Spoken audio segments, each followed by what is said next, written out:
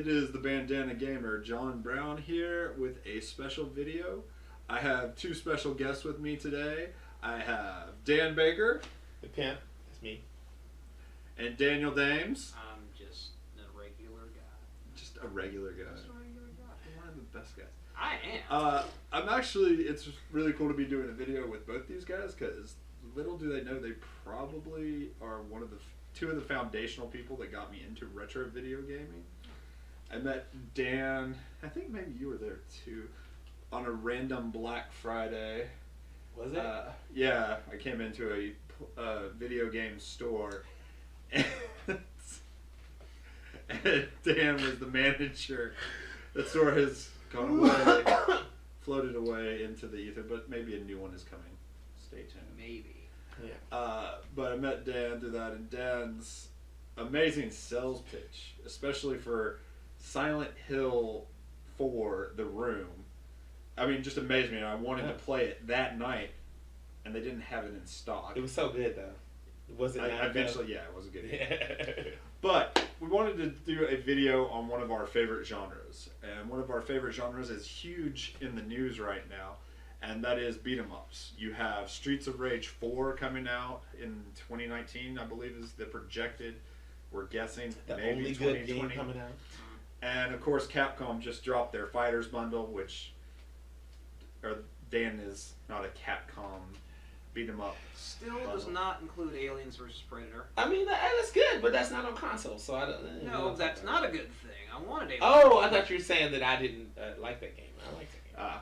But so what we decided to put together was a video on some of our favorite beat 'em ups. Not a comprehensive list, not all of them, not the best of all time, just ones that we really enjoy. The ones that. And we wanted to the ones that matter, because it's all that matters is our opinion, Yes, guys. exactly. I mean, we are the foremost Skip experts. some good ones. But Streets of Fury. well, we can do a part 2. No, it's. So, hope you enjoy this look at some of our favorite beat 'em ups. We're gonna talk about Streets of Rage 1. Streets of Rage 1 is kind of the start of it all for me. I don't really care for Final Fight, especially Final Fight on Super Nintendo, because the Super Nintendo only had one player. Am I right? It was only one player. You had to wait for a special edition to get Guy. I know, right? The Final Fight Guy. Yeah, you only had 2 characters to choose from in Final Fight. Yeah. It just was, everything was big, and I didn't really like that. The music sucked on it. Honestly, though, I played Final Fight after playing Streets of Rage, so it was kind of redundant anyway. Streets of Rage was just a better game. Then Streets of Rage 2. Well, let's start with Streets of Rage 1 a little bit more. Streets of Rage 1 was basically a knockoff Final Fight. Like, there was nothing that really stood out other than the music being really good. They had the special, the one special when you call the police car. Yeah. And that was cool. And other than that, the like, 3 characters were fairly well balanced, and you got a different play experience with. yeah, that's true. What that's are true. the 3? Axel, I mean, Axel, Blaze. Adam, and Blaze, but Adam was just Axel with reach. Like, Yeah. that's the only thing I like. Yeah, I mean, it was a foundational point, like character wise, like they were differently balanced, but yeah, a lot of the playthrough was pretty similar. Yeah, and so I don't know. Streets of Rage 1 never really stood out to me, except for the exceptional music. And music is phenomenal. I never finished Streets of Rage 1 when I was a kid because we had a Sega CD. You had that little 6-pack thing. You had you had a Sega CD? Yeah. Did not know people had Sega CDs in their What? childhood. What? I thought that was something you only got when you're like 30 as a collector. Or were you just lied about it? Nah, we had Soul Piece. We had the Sherlock Holmes game that we played all in 10 minutes. Yeah. We had. All right, so back to Streets of Rage. Anyway. So, but the only thing I was gonna say is that I never got to finish Streets of Rage 1 because the TV fell on the Genesis, but killed the Sega CD, so I didn't have the Sega CD for long. Anyway, I know that's another story. I thought Streets of Rage was cartridge. Streets of Rage was on cartridge, but it came as a 3-pack, 6-pack. Harlem Streets of Rage. Oh, that version. Yeah, the 6-pack. Yeah, it was collection. not a cartridge. It was on Sega CD. Oh, they released. I didn't Yeah, know it's they part of that classic. did. Yeah. It was 2 discs, whatever it was. I didn't know they put that on disc. Yeah, I never had Streets of Rage 1 on cartridge until I got some kind of compilation. But anyway, then Streets of Rage 2 comes, and I still play that to this day because that is literally the best beat 'em up, hands down, outside of Ninja Turtles: Turtles in Time on Super Nintendo, because Turtles in Time on anything else sucks ass. But anyway, I digress.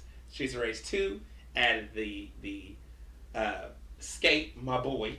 I was playing with him as a kid. That's all I played with. Skate had the corkscrew kick, had that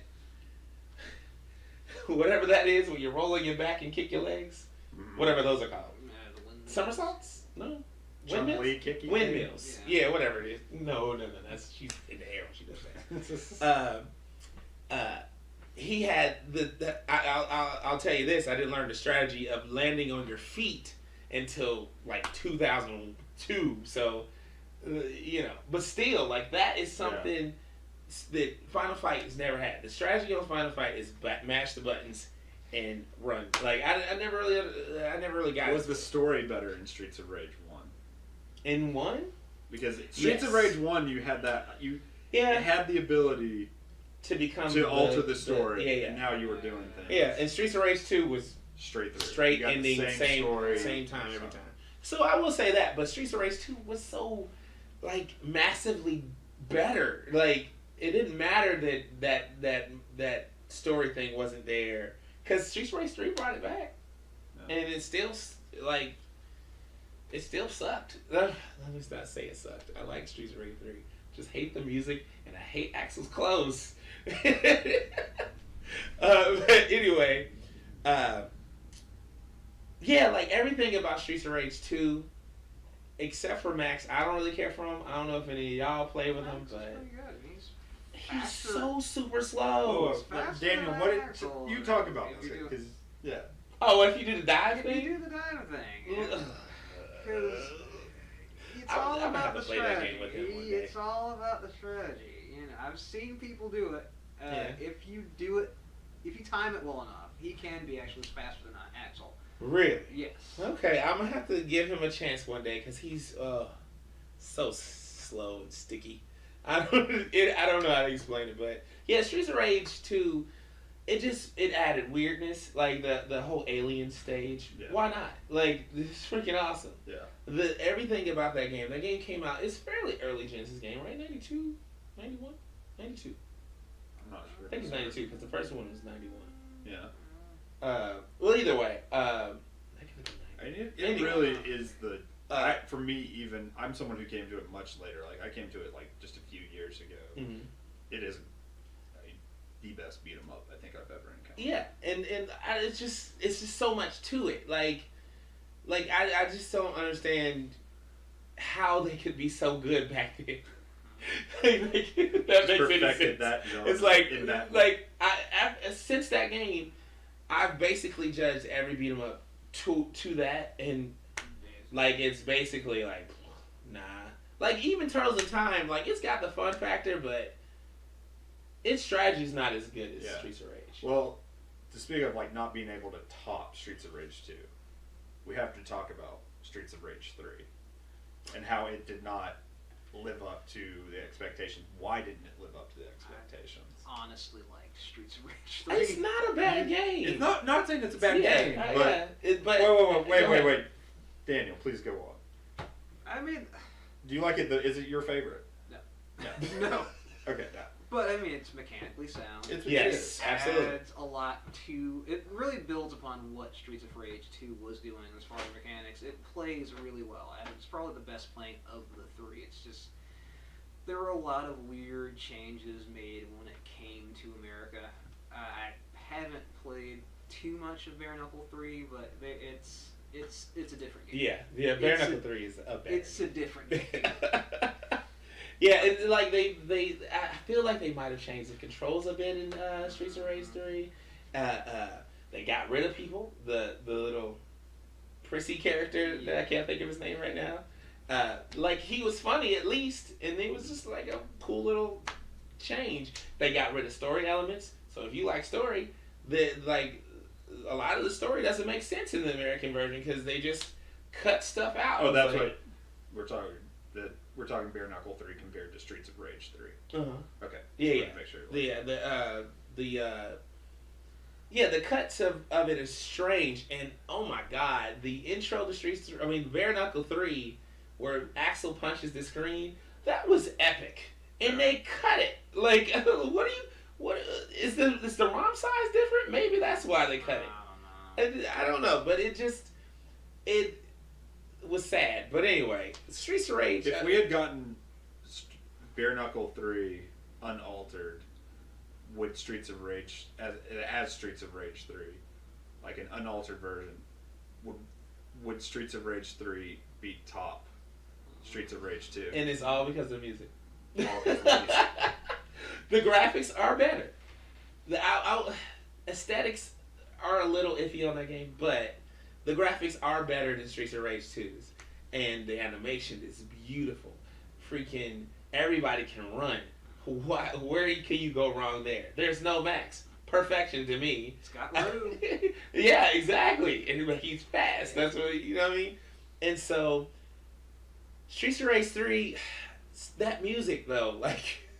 I didn't think the music was that. Oh, the music, the sounds. He was going really experimental. Yes. Experimental for some people, but I saw where he was going with the whole Detroit techno thing. And I didn't see it. I kind of did. I was like, I don't think Genesis is made for this sound. Like, bringing it to a vote, Streets of Rage, best one in the series. Are we pretty much in consensus that 2? Yeah. 2. 2. Yeah. Streets of Rage 2, one of our favorite beat 'em ups, but the Streets of Rage series, amazing beat 'em up series. In general, yeah. Just Best beat 'em up series in the States. Even if Fighting Force did turn out to be Streets of Rage 4, I would have been like, yeah. Even though Fighting Force sucks compared to Streets of Rage anything, so. Okay. But here's to hoping Streets of Rage 4. You've seen that trailer. Lives up. Come on. You've seen that trailer. There's only 2 characters. There's no way. There's only 2 characters. So what? And we don't know who's doing the soundtrack. It could be a character's foot. Until I have confirmation of who's doing the soundtrack, I will not say anything positive about Streets of Rage 4. Alright. So, continuing on in our talk of awesome beat 'em ups. Next set of games are considered kind of foundational, and that is the Double Dragon series. We're specifically paying attention to the ones on the NES for this video, but it can always be a part 2. Double Dragon.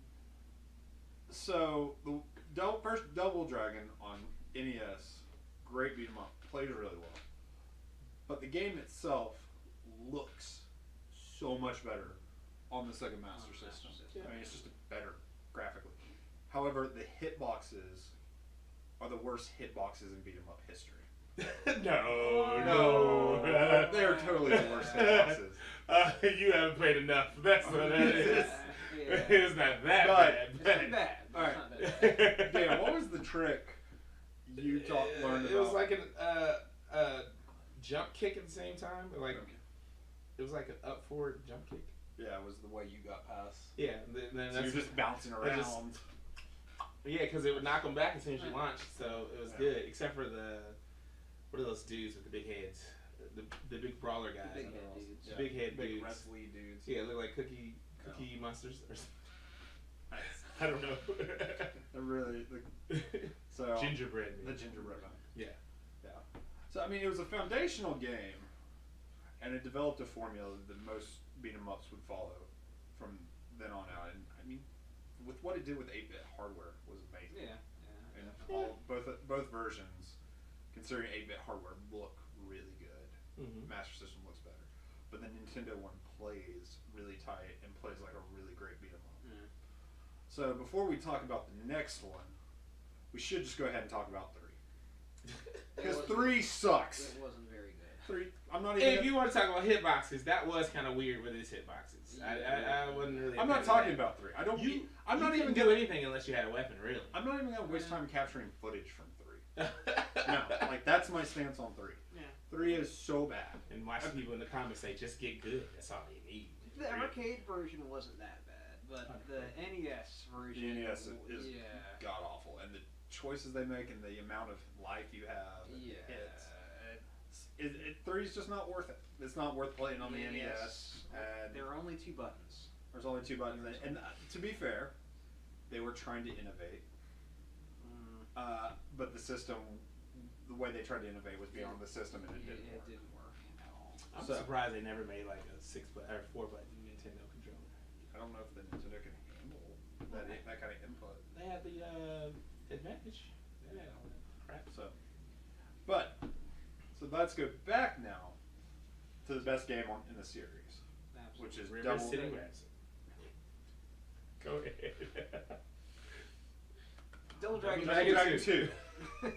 Double Dragon 2 takes everything the first one does, refines it, and plays amazing on the NES. It's easily It the is best version of the game. Best. Is there a Double Dragon 2 on anything else? I don't think so. No. We should maybe do research. Yeah. I know. But Double just put Dragon 2, our annotations later. experience with it. Double Dragon 2, I mean, it's just such a great rollout. The few complaints I have with it is there's times when you can walk to the lower part of the screen and fall off and die, but that's not really clearly evident. I mean, you should know you It can't wasn't swim. evident, though. You There are should some know that's just you like, can't swim. That looks a Mm. little different from all the other. And then, what was this? When it started me off on the pier, like I was right there on the edge anyway. So all I had to do was press down one time and I'm in the ground, in the water.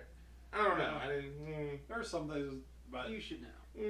boundaries. You should know. But I mean, just everything. Like the boss fights feel really good. Mm-hmm. There's also tricks to learn, like the strategy to it. The helicopter level, where you have to kind of just strategize where you're gonna be when the enemies come on the screen, so you can suck them out the door. If you know about it. It's a game that learn. You Yeah, learn. you learn it. Yeah. I mean, if you're standing close to that door, you're done for that first time. Yeah. But then you're like, hey, maybe I shouldn't be near that door. Maybe I shouldn't go near the door. Learn how to throw. I mean, honestly, all you gotta do is go over to that corner and just basically stay there until the door is open. You don't even have to fight it. I mean, it's still a good. It's an NES strategy that Do you kinda get have to make points? up. Do you get points for hitting people in that? Yeah. And there's a score in that game. There is a score in the game. Oh. But I mean, No extra lives because who pays attention to console game scores? I never did. I'm probably gonna get hell for that in comments. Well, I mean, sometimes score does get you extra lives. Yeah, that's what Streets of Rage does. Fair. So, Daniel, tell us about why you like that game. Well, that's kind of memories. That was one of the first games I really enjoyed playing with my family, cousins, sister. That's the game, that and probably Teenage Mutant Ninja Turtles 2, the arcade game. Well, the two we played the most. So I have a lot of good memories playing that game. And it's just a fun game if you have a free afternoon and just kind of go through. Probably since I've played it so many times, it's really just easy to get into. I mean, it's not that long. It's not really a whole lot going on in that game, but it's just enough to kind of get you through an afternoon. You get the strategies going. Like, that's what I like about like a game. If it has good strategy to it, it's perfect. Like, but then you got stupid games where you just gotta keep mashing this one thing and it'll be fine. Yeah, some beat 'em ups just rely on the. Yeah, And that's, I will say, the button, how they map the buttons Into- on Dragon, I was about to say Dragon, Double Dragon, is really interesting that your buttons are attack what direction. Right. And it takes a second to learn, because it gets really confusing, and you're trying to figure out why you're not. Why is he kicking back now? What happened? Wait, I was kicking. Wait, that's not because you're. If you've been reared in video game beat 'em ups, like punch and kick should be assigned to buttons, but this is directional attack, and the kick is direction one way, punch is the other direction. But once you get down, that's really cool because you have the enemies that run at you, and you're just staring the other way, and then do the kick move. I love doing that. It's one of my favorite things to do in beat 'em ups. So, of the Double Dragon series on the NES, of our favorite beat 'em ups, Double Dragon 2, Absolutely. hands down. Absolutely. I would say one of the best games On Nintendo? Yeah. Okay. One of the best. I'd say one of the Okay. best games. Period on the Nintendo. because I mean there is Turtles in Manhattan, you know, and Turtles 2. For beat 'em ups and retro gaming, nostalgia is the thing, and there's no series that makes me more nostalgic when playing video games than anything Teenage Mutant Ninja Turtles. Now, the first game on the NES was not a beat 'em up action platformer with a weird, Yeah, Yeah. more or what we call less. that? One player. Weird Action game, not a beat 'em games. up. Doesn't apply to this video. Kind of sad. But the Yeah. second one, Teenage Mutant Ninja Turtles 2, the arcade game, was just awesome in its time for what it did. The graphics, like, they're clearly, Nintendo versions of the arcade game. That But- music was hot The though. music was great. The graphics, like, the Ninja Turtles look like the Ninja Turtles. Right, Like, they right. look like how they look in the cartoon. The feel of that game felt like it moved like the arcade game. It didn't Right, feel right. slow or sluggish. The giant cannonballs coming down the stairs Yeah. looked good. Oh yeah, I thought that was Yeah. so good. That fire. Yeah. Yeah. Actually, the droids that are kind of like the pre-boss before Right. they look awesome, like the electric effect. Yeah. So Daniel, you've already alluded to nostalgia for this game. Absolutely. Talk about your experience with Ninja Turtles 2. It's about the same as Double Dragon. My cousins are the real ones that really introduced me to that game. Those were the two games I played the most as a kid. Even growing up, I still go back to that one. Turtles 2. Turtles was, 2 was- I mean, I did the same thing. Turtles 3. Well, We're holding we'll talk about it. We're holding Turtles 3 to another video. Yeah, I was just gonna say I didn't play it until much later. Yeah, But I Turtles I'm 2. not Yeah, sure that was like, hot. to this day I have yet to play Turtles 3, which is why we're not covering Oh, it on wow. this video. Like I've not been there. That's Getting another there. game where it's kind of like the Master System version of Double Dragon, where you do the swipe attack that would knock them back and kill them pretty quick. Ninja Turtles 2, I mean, it's the game we wanted. Like that's what I just like the disappointment of the first one. Just not feeling as Well, they good. didn't have anything to base it off of, so Yeah, I mean the cartoon hadn't even been made when the game was licensed out. Like Yeah. everyone just anticipated that Ninja Turtles was going to be a huge deal. But the second one just it was like playing the cartoon show. And I think from the that's- intro. Yeah, and I mean the first game had its own merits though, so it was challenging as heck. Everybody remembers it, like especially the water level that nobody could beat but my nephew. Yeah. And that was about it. Oh yeah, all the turtles had different attributes to it. 'Cause in different. Turtles 2, I will say that they felt like they were more or less the same character. I mean, Donatello's had the bow- range. I mean, lack of range. Yeah, they didn't really have that much range considering they had poles and swords. It did kind of The feel range like kind of that. changed because Yeah. Donatello always feels better. Right. And All right, so and did so that's- Leonardo to some degree. And that's the bigger question, Daniel. Who is your favorite turtle Leonardo. to play? Leonardo. Duh. Is that actually all right, Or well, Don. I used to be Let me ask. Don Freak back in the day. Is that your favorite character to play with because he plays well, or just because that's your favorite turtle? All of the above. Oh, Blue's also my favorite color. Blue's Oh, also- well, you just got a problem. Yeah. So. Oh, but he's not wearing blue and I'm wearing blue, so I'm the cool one. Anyway. So which one's your favorite Ninja Turtle for that? Back then, when I was a kid, it was always about Donatello. But then, I don't know. As I grew older, I started liking Leo. And I really don't like characters without reach. Yeah. So Michelangelo and Raphael, Yeah. they were never a thing They that I never wanted to played. play with. They He had swords, like actual swords. And he had that one thing where his desperation move surrounded him instead of sliding him forward like Donatello did. Yeah. I'd say I've had the exact opposite experience of you. Like I loved Leonardo as a kid.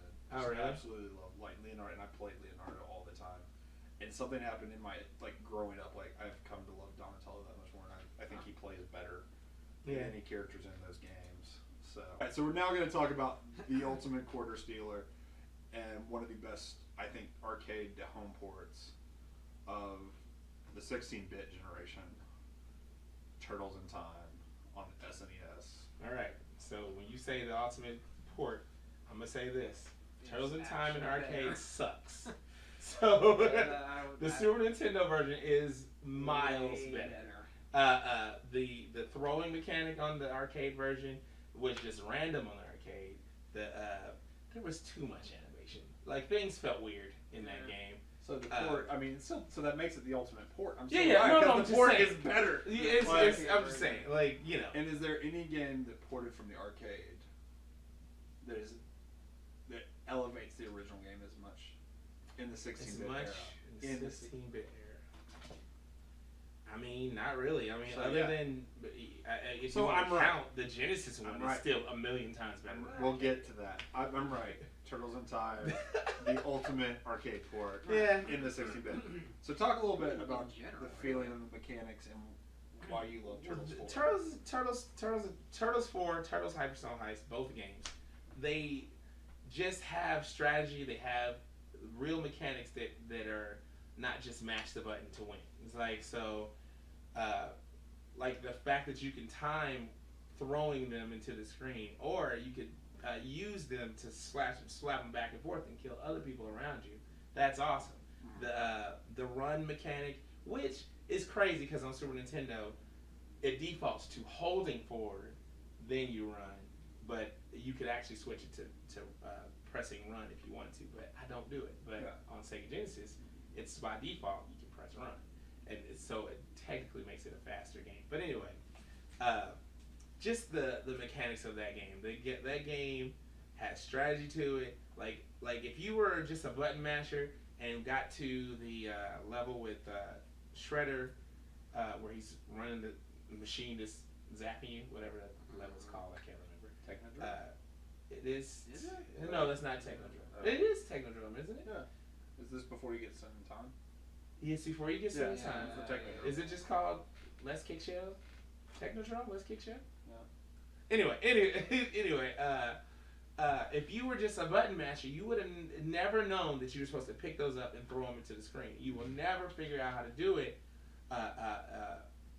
In the arcades, it was random, but at home, you would have to know how to time it. Throw, and throw a mechanic down. So and that is a brilliant level, like graphically, gameplay wise. Yeah, like, you beat the puppy, it makes it noises. Elevates the amount of stuff going on in that level. Yeah. It elevates the beat 'em up game to just another level, and like I said, the graphics, like the foot soldiers fly at your face, and your face is the villain's face, and the screen cracks. Yeah, that's freaking cool. So good. I will put a PSA out there. If you have any way to play this game through Xbox Live or PlayStation Network, don't. We're not gonna say any more about it. No, because I said the arcade version sucks. Another PSA. Another beat 'em up. We're not even gonna show footage of because it's terrible. It is terrible. I sent a message to random people saying, "Don't do it. Don't do it." That is how much we care here on this channel. We send you messages. No, I literally did it on Xbox Live. I was like, stranger, don't play this game. Anyway, I'm sorry.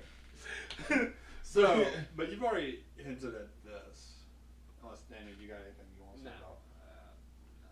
Talk about Hyperstone Heist. What is Hyperstone Heist if you don't know Sega Genesis? It's Turtles in Time for those who haven't played Turtles on anything but Nintendo. So, I mean, if you've never played any Ninja Turtles game, because basically that's what it is. It's Ninja Turtles never came to Sega until the Genesis game, and so they took all of their games and put them all into one game. Yeah, so there's levels.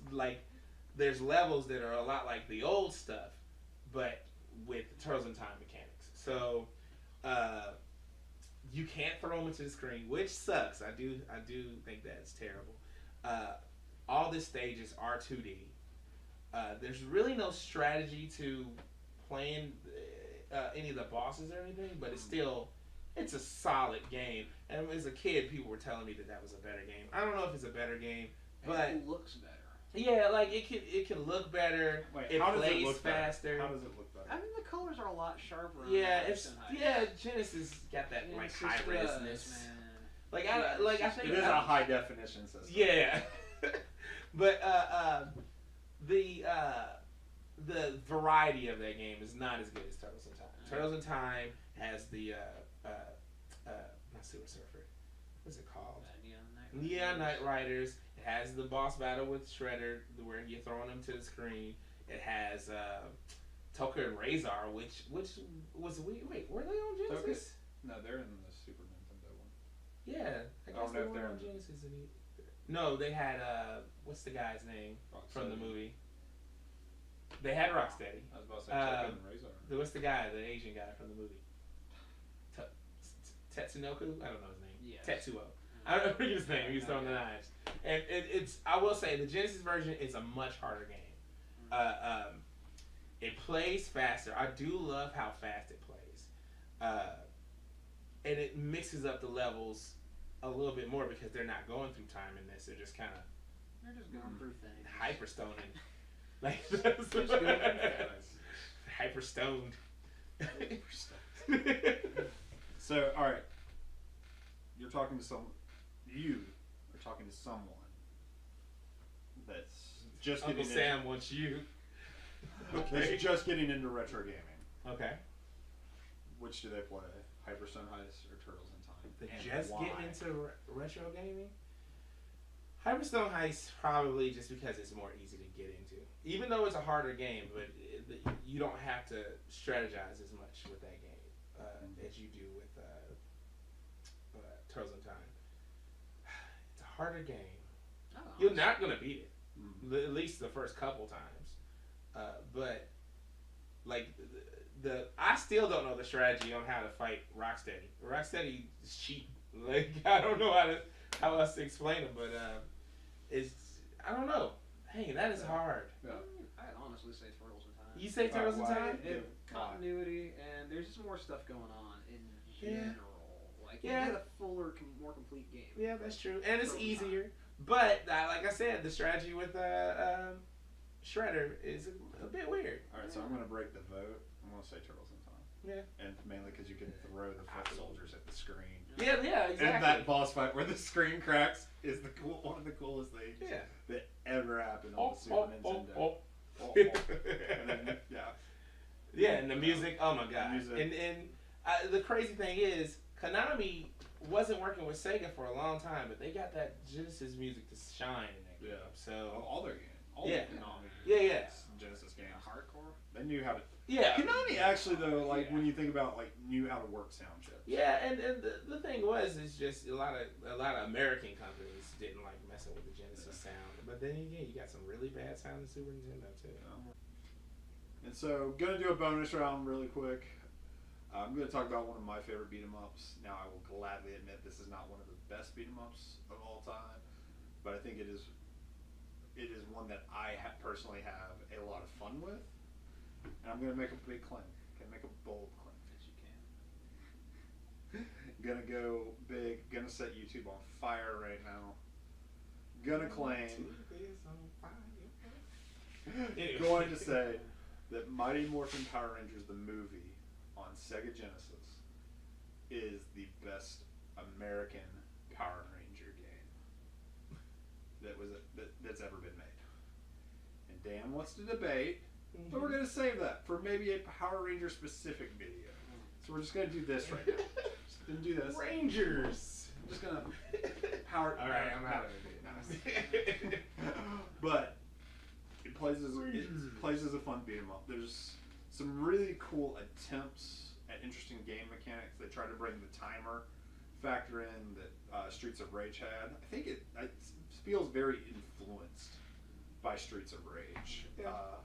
That has the timer that if the timer runs out and you're not done with the set of enemies you're supposed to be fighting, your health bar starts to drain. So there's a time element to your strategy. Well, it's a nicer timed because in Streets of Rage, that timer goes, you go. I will say one problem with it, there's no real indication like when the timer's going to start and stop. Oh, really? Like, it's just like, oh, the timer's still going. And sometimes there's movement, but I mean, there's movement while the timer's going on. I need to play that game more often. But a little bit more. So, and I mean, it has a great structure. It's really interesting though. The storytelling in that game is really weird. because it tells the movie story like in the first stage. Mm-hmm. Like you get to the end of the stage, it might be the first 2 stages, and so you play the stage, and then you get to do the Zord battle. And the Zord battle is kind of cool because it kind of changes.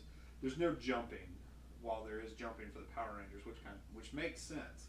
So I give kudos for making the game make sense. Like a Zord really shouldn't, a giant robot shouldn't jump. But what if it has rocket feet? See? But in this one it doesn't. This one goes to that. This one gets left. And you do the movie final battle in that first stage. You can choose between the Ninja Megazord or the Falcon Zord, which is really weird playing a beat 'em up as a bird. Like I said, it has its cool moments. And so you kind of like beat the movie, and then it's like, okay, where do we go?